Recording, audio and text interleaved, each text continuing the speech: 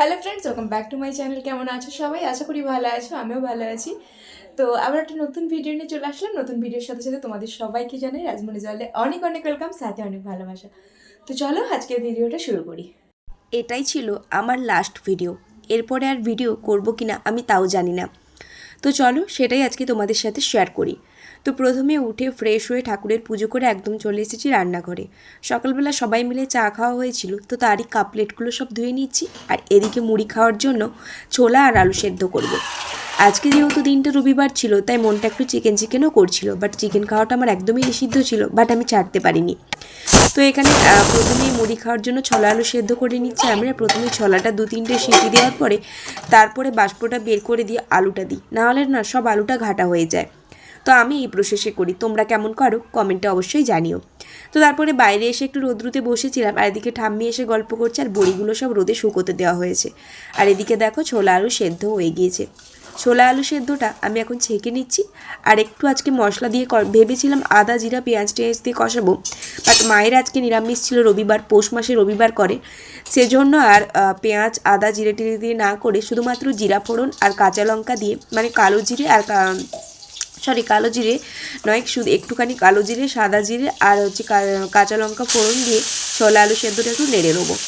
এইটা খেতে কিন্তু বেশ ভালো লাগে। যদি পেঁয়াজ আদা জিরে টমেটো সব কিছু দিয়ে করো সেটাও কিন্তু বেশ ভালো লাগে। তো মাঝে মধ্যে ওরকম করে খাওয়া হয়, বাট আজকে একদম শর্টকাট। তো এখানে ছোলা আলু সেদ্ধ হয়ে গিয়েছে, ছোলা আলু সেদ্ধটা নামিয়ে নিচ্ছি। আর ওদিকে রান্নাবান্নার জোগাড় করতে হবে। তো তার জন্য এখন যেহেতু ছোলা আলু সেদ্ধ হয়ে গিয়েছে, তো প্রায় 10:30 মতো বেজে গিয়েছে।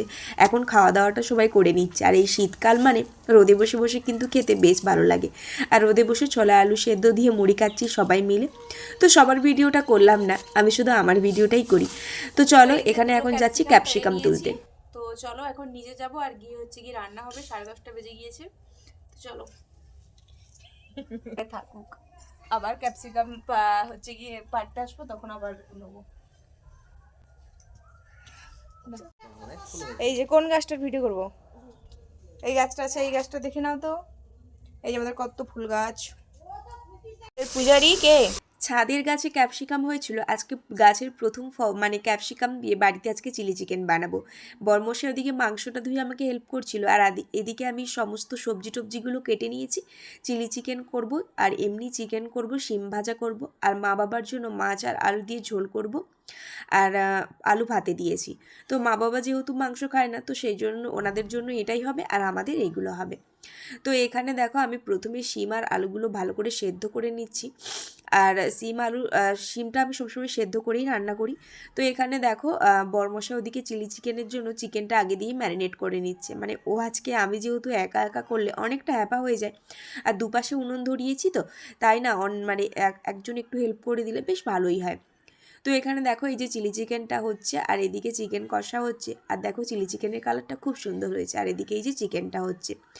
তো রান্না বান্না করার পরে পুচকি ননদিনীর আজকে নেমন্তন্ন ছিল, তাই ক্যামেরাটা অন করাতেই ও দেখো হাই হ্যালো করছে।